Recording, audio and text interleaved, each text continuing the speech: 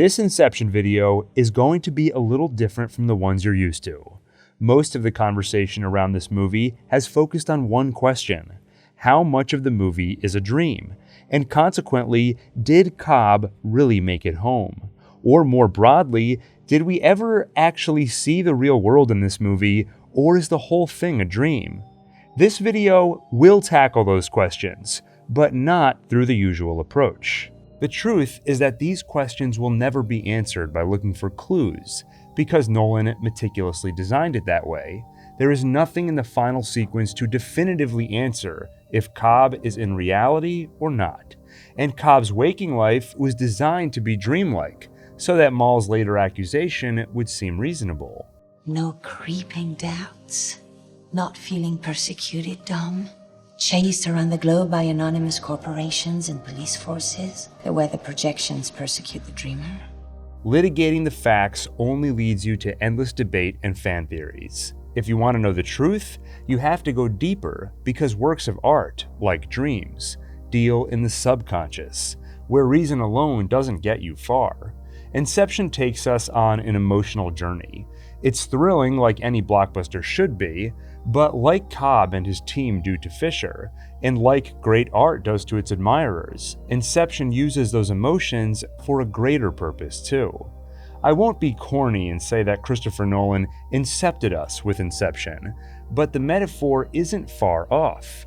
Nolan is a huge admirer of Stanley Kubrick, and he's talked about how seeing 2001: A Space Odyssey on the big screen was one of his formative experiences.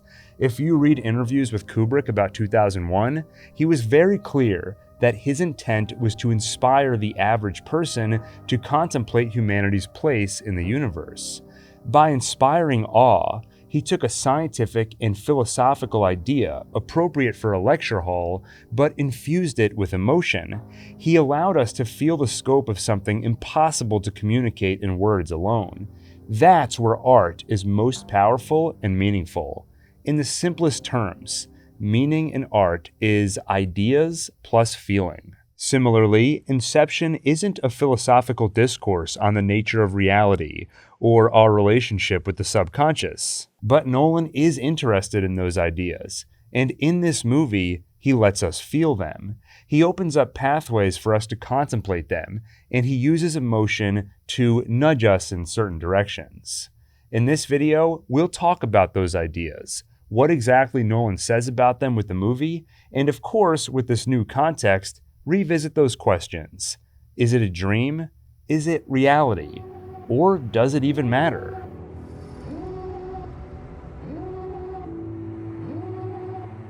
Inception is a science fiction film that introduces a technology which may or may not ever be real. But technology aside, it introduces two key ideas that are very real. Idea 1. There is something called a subconscious, which is where ideas take hold and become part of us. We can deal with ideas on a conscious level, but it's in those deeper layers where they become part of our behavior, assumptions, and worldview. It's in those deeper layers where they come to define us. The seed that we plant in this man's mind will grow into an idea. This idea will define him. It may come to change everything about him. Idea 2. The subconscious is beyond our direct control. It's my subconscious. Remember, I can't control it. You might think of your body as a vehicle with your mind at the steering wheel, but it doesn't take much introspection to see this is false. Just consider the long list of things you want to do, or things you should do, which you don't. Maybe you can't muster the energy or motivation. Then think of all the things you shouldn't do, which you do anyway, all the bad habits and self-destructive behaviors. Clearly, there's something else besides you behind the wheel. In both cases, you're led not by logic of the conscious mind, but by emotions, which have their root in the subconscious. That emotion might be fear, which stops you pursuing something, or strong desire that draws you to an unhealthy habit. And it's not just raw emotion, but actual thoughts too. This can also be proven easily.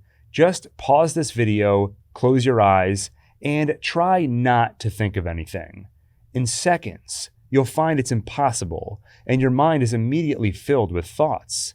You can let go of them and let them drift by like clouds, but they will quickly be replaced by others.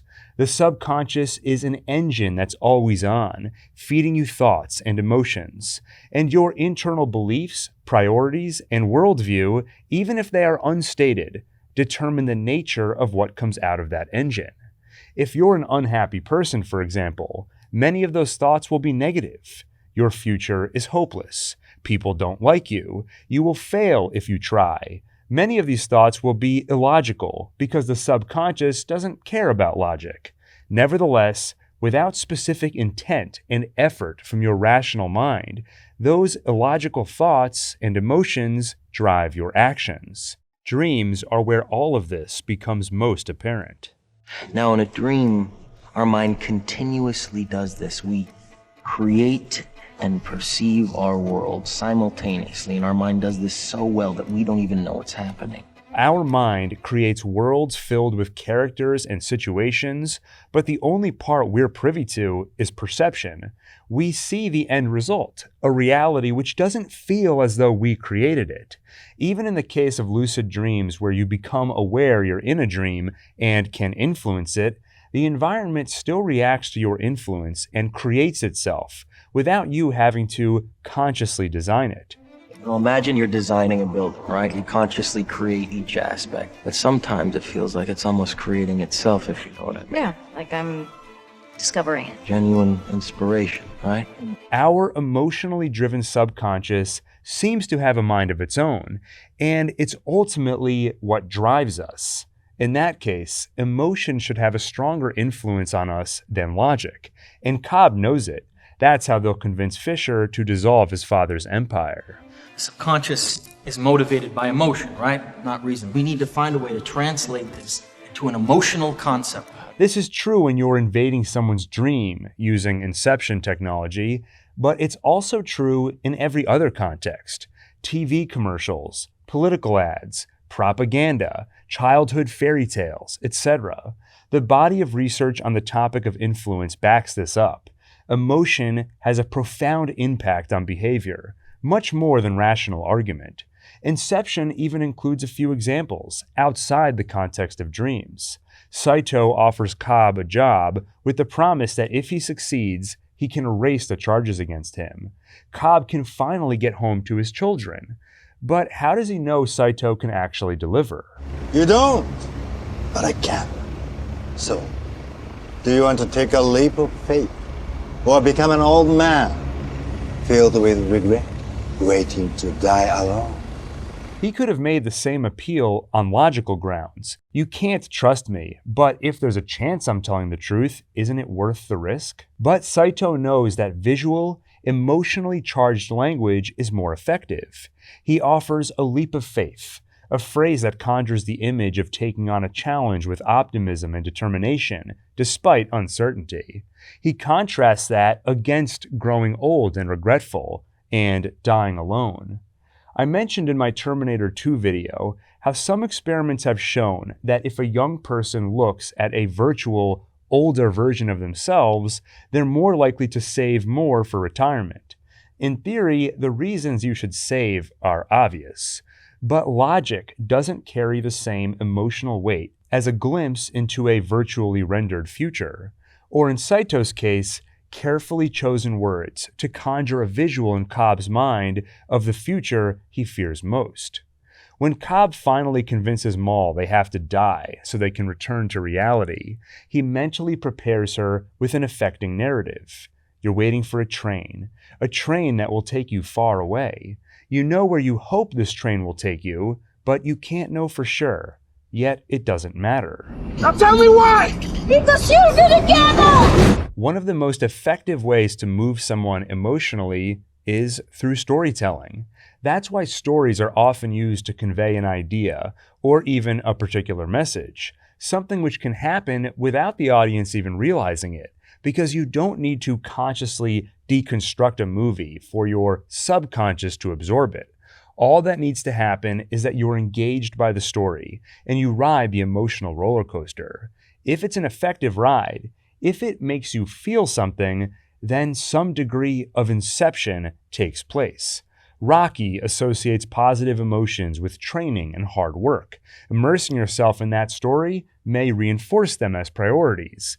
Black Mirror associates fear and anxiety with technological advances. It may seem far-fetched to argue that art can alter a person's beliefs and behaviors the same way Inception can, but I'd argue that it would be surprising if it didn't, because experience is what shapes us.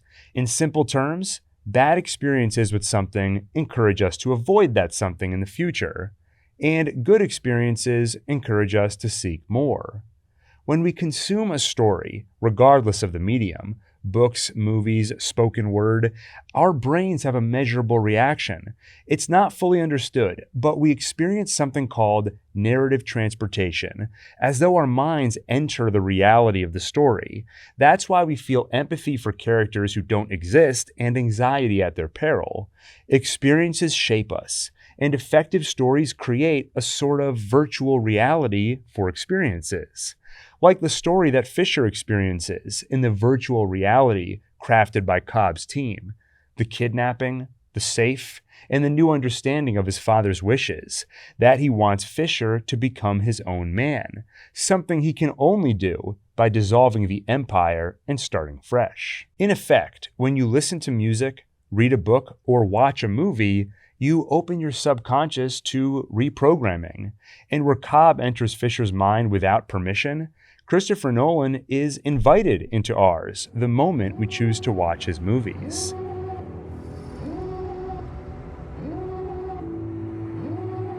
When your subconscious isn't being reshaped by stories which emulate experience, it's being reshaped by actual experience. In Cobb's case, one of those formative experiences is the loss of his wife, Moll. When something traumatic happens, we talk about the need to process. But what we really mean is that things need to be processed consciously, because it'll happen either way. No matter what, those tragedies become part of you. For example, if you're in a bad car accident, it wouldn't be surprising if, from now on, you found it emotionally difficult to get in another car. On the output side, the subconscious is an engine, always feeding thoughts or emotions and reacting to your environment. But on the input side, it acts as a sort of lesson learning machine, turning experiences into lessons. Consciously processing trauma means consciously choosing the lessons learned, sometimes through a long and difficult process, possibly involving things like therapy. Unconsciously processing trauma means letting your subconscious choose the lesson learned, and often it errs toward generalizing experiences. After a car accident, the lesson could be, cars are dangerous and they are to be avoided. After a bad relationship, the lesson could be, don't get close to people or you'll get hurt. The output engine is adjusted accordingly, feeding you a healthy dose of fear and anxiety to stop you from getting in another car, entering another relationship, or whatever it may be. Trauma, if not properly processed, can distort your emotions and turn your subconscious against you. That's how Cobb ends up with a projection of Moll who sabotages his work, violently attacks his friends, and makes him question reality. Processing, in part, means confronting whatever happened to you, something Cobb has avoided. Ariadne follows him into a dream and gets a peek at his subconscious. She finds that he's well on his way to fulfilling Saito's ominous promise. He is not yet an old man, but is filled with regret. He's built a structure where each floor contains a regretful memory, not so he can confront and process them, but so he can change them. These are moments I regret. They're memories that I have to change. He indulges in fantasy where his worst experiences didn't happen. In the basement, he's hidden the one he regrets most, the one where he watches his wife jump off a building. But in this false reality, she's alive. Why do you do this to yourself? It's the only way I can still dream. Why is it so important to dream? My dreams were still together. We often avoid confronting traumatic memories because it's painful. For Cobb, the pain is twofold. There's grief in knowing she's gone, and there's guilt in knowing he played a role. He admits some of his culpability, confessing to Ariadne that he pushed for them to go deeper into dreams until they were trapped in limbo. To cope, Mal forgot limbo wasn't real by locking away that knowledge, and when they returned to the real world, that knowledge remained locked away. She came to believe limbo is real and reality is a dream, so she killed herself, hoping to wake up. Oh no! Jesus Christ! But that isn't the whole truth. In running from his guilt, Cobb keeps some of the story hidden, that he found the place where she hid her knowledge and he manipulated it. He performed Inception, planting the idea that her world isn't real. And when they returned home, the idea stuck. She continued to believe her world isn't real, that she was living in a dream. And then the story is the same. She leapt from that building thinking she'd wake up once she hit the ground. But this is something Cobb doesn't confess until later. Initially, he keeps it hidden. Confronting the full extent of his guilt is too daunting a prospect, as is accepting that Mal is truly gone. So he does neither. Instead, he turns his memories into dreams where they can be manipulated into something more palatable. Something he warns Ariadne never to do. Building a dream from your memory is the easiest way to lose your grasp on what's real and what is a dream. But, like I said earlier, just because you don't consciously process trauma, that doesn't make it go away. Do you think you can just build a prison of memories to lock her in? Do you really think that that's going to contain her? And when your trauma is unprocessed, your subconscious can turn against you. In the real world, that can manifest as crippling fear, anxiety, or insecurity. And in the dream world of Inception, where metaphors can be represented literally, it manifests as Mal, a projection of Cobb's subconscious turned into an antagonist. And further, as Cobb warned Ariadne, he's begun to confuse dreams and reality. His uncertainty is on display every time he spins that top to remember he isn't dreaming, and it's even more explicit when Mal kills Fisher. Cobb has a chance to stop her, but when she's in his sights, there's a moment of doubt. She is not real. How do you know that? But it's not an intellectual doubt. It's an emotional one, a refusal to complete one of the most important steps of grief, acceptance. And in the ultimate act of denial, he doubts the reality that she is gone. Ariadne tells him what he needs to do. You have to forgive yourself, and you're going to have to confront her. He needs to confront the truth. He needs to process his trauma. After Fisher is killed in the dream, his mind falls to limbo. So Ariadne and Cobb follow him there, where Cobb finally confronts Mal. Motivated by the promise of a reunion with his children, he allows himself to acknowledge two truths. The first truth, Mal is gone. I can't stay with her anymore because she doesn't exist. I wish more than anything, but I can't imagine you with all your complexity, your perfection, all your imperfection. Look at you. You're just a shade. You're just a shade of my real wife. You were the best that I could do, but I'm sorry, you're just not good enough. And the second truth, that he was the source of the idea that drove her to take her own life. The idea that caused you to question your reality came from me.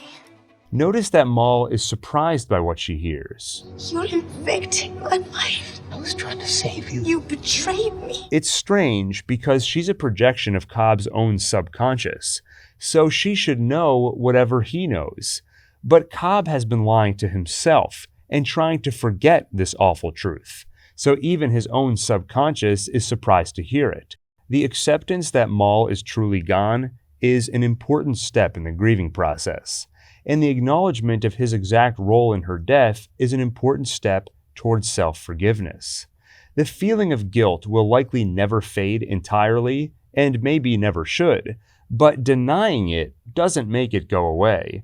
That just results in a drip feed of guilt whenever the subconscious chooses to resurface it, with the underlying sense that Cobb is responsible for his wife's death. But by confronting it, he can explicitly state what happened. He can see the desperate choices he made trying to save her. The subconscious is a lesson-learning machine. By default, the lesson here might be, you're a murderer who killed his wife. Or, If the memory is confronted and processed, the lesson could instead be, you're someone who made a tragic mistake.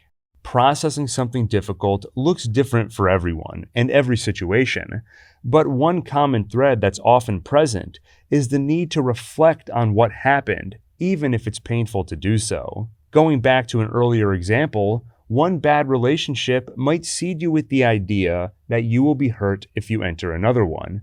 Often, we don't want to think about that bad relationship because it's painful, but over time, if we do, we might find what particular things went wrong.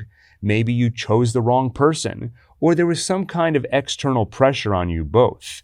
Again, this turns the distorted lesson, avoid relationships at all costs, and turns it into something useful. Particular preferences in a partner, a better idea what you're looking for, etc. After confronting Maul, Cobb leaves with the clarity he needs to survive Limbo, to get Fisher out, to find Saito after possibly spending decades in raw, infinite subconscious, and to finally get home.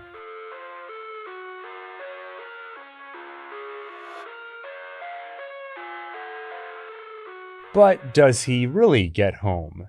Now we arrive at the more than decade-old question. Cobb spins the top, but before he sees whether or not it falls, he's drawn by the sound of his children. So he leaves it to be with them. The camera pans back to the top, still spinning. We watch, we wait, and we cut to black. Why? Why do we not get to see the truth? The stylistic answer is that Nolan often uses ambiguity to put us in the subjective experience of the character. That's what made Memento's unique structure work so well. The main character can't remember anything before this moment. By showing us the story in reverse, we are in the same position. We know what's happening now, we know what the character plans to do next, but we don't know what happened a moment ago, just as the character doesn't remember what happened a moment ago. With Inception, Cobb has chosen not to watch the spinning top. He doesn't see if it falls or not, so neither do we. The next logical question is, why doesn't Cobb watch the top? And to answer that question, we only have to remember why, for the rest of the movie, he was so fixated on it. So much so that the first time it was introduced, Cobb held a gun by his head, ready to die again in case it's all a dream. He was so fixated on the top because, as his projection of Maul rightly pointed out, he had doubts about what was real. But they were not intellectual doubts. The subconscious is guided by emotion, and Cobb suffered some pretty strong ones: regret, grief, guilt. Not wanting to face them, he recreated his regretful memories in a dream so they could be manipulated. To reject those feelings, he had to reject reality. But in the climax of his character arc, Cobb finally accepted the truth, that she is really gone, and his dream would always pale in comparison to the real Maul. Once he let go of her and accepted the truth, he also let go of his doubt.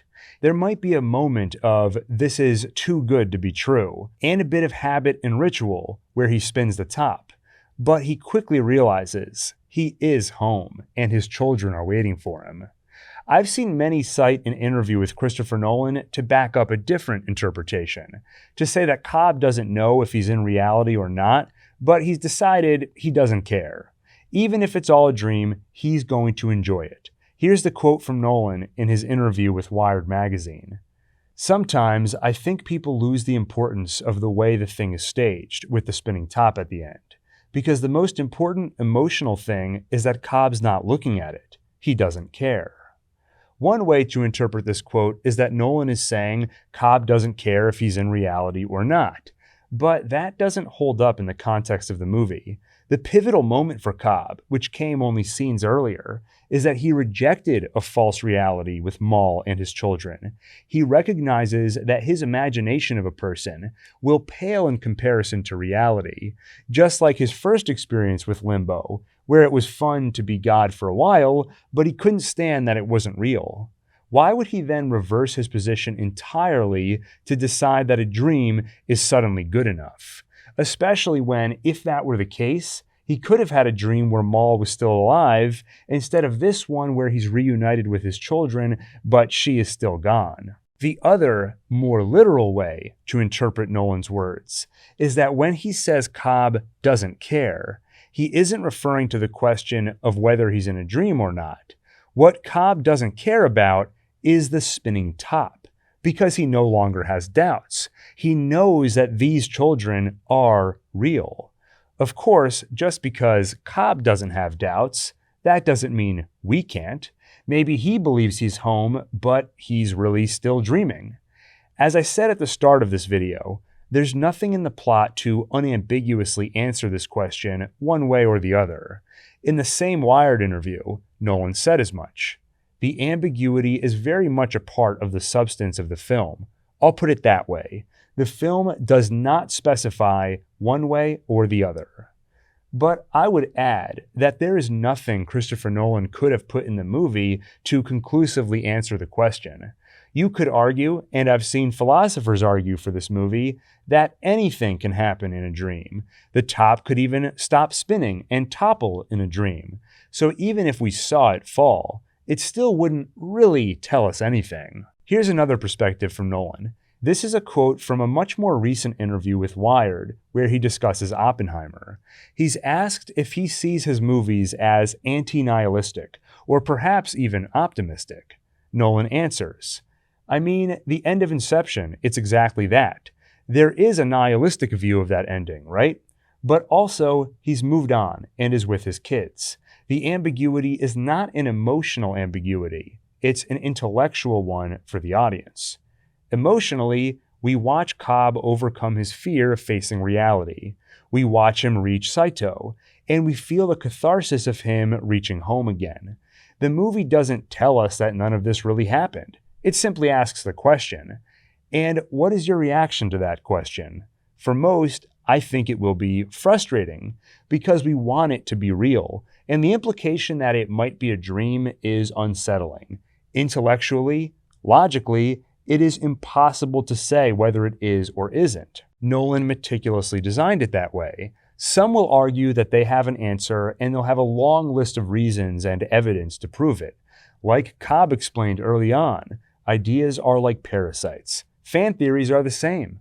Once you have your theory, you understand it and you believe it, it's easy to view everything through that lens and fit everything into your viewpoint.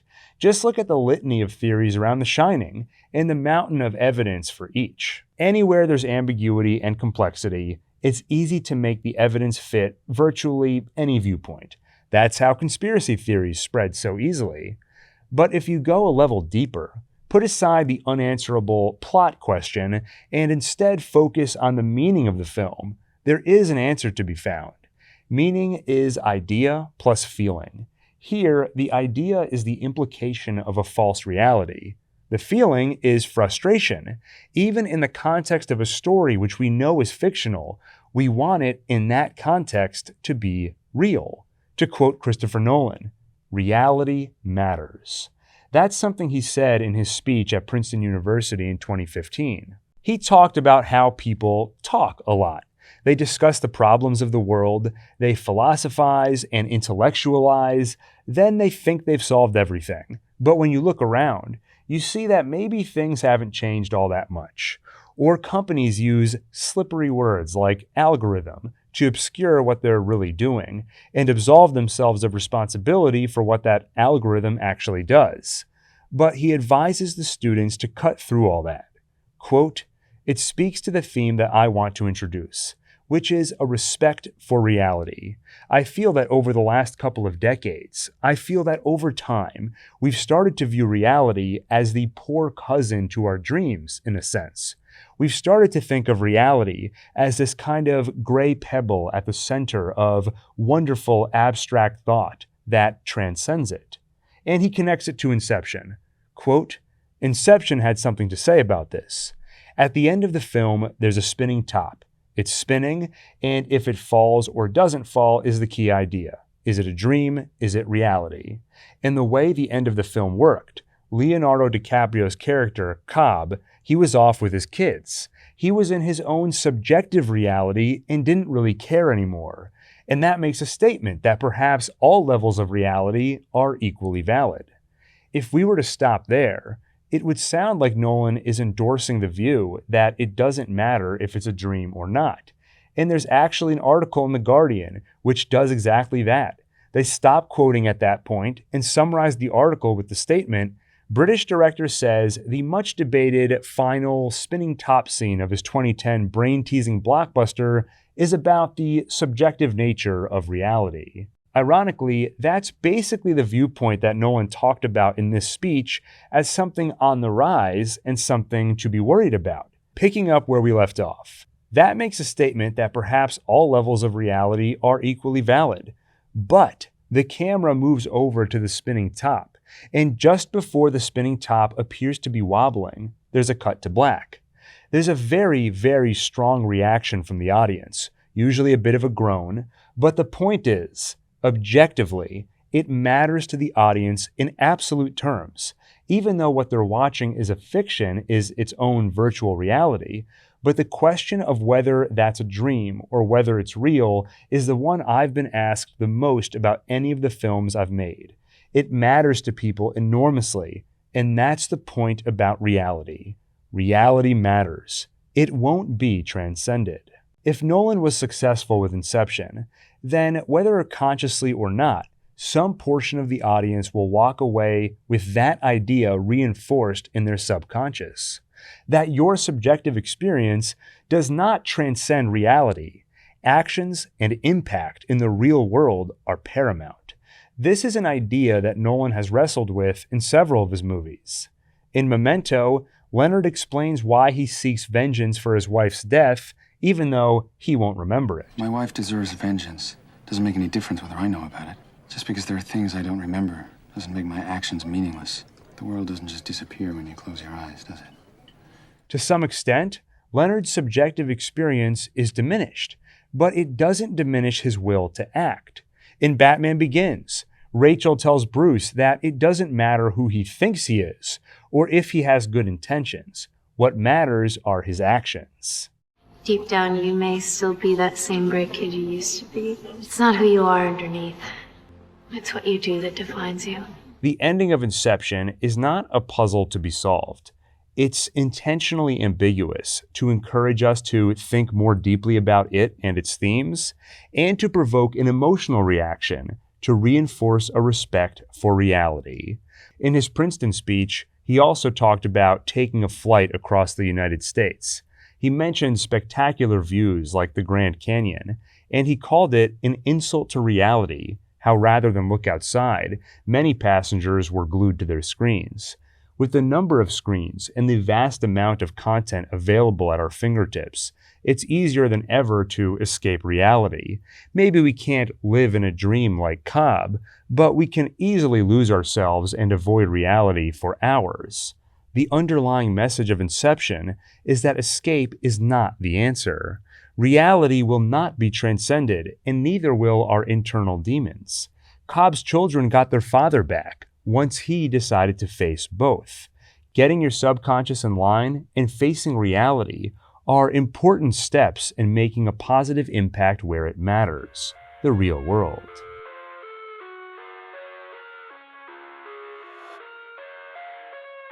Ambiguity can sometimes feel like a cheat, a way to provoke conversation without substance.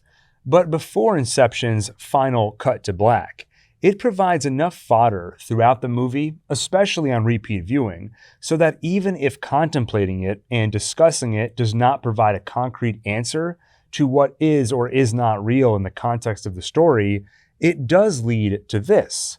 Just like Kubrick opened a path for us to contemplate our place in the universe, Nolan opens a path for us to contemplate our relationship with the subconscious. It's the engine beneath our awareness and will that determines how we feel, what we think about, what's important to us, and everything that defines us. It would seem that it controls us, but once you realize this, you also realize that though it may sometimes be difficult, you are free to act, and your actions in turn reshape your subconscious. Cobb's subconscious told him to reject reality in favor of a dream, but eventually he found the strength to say no.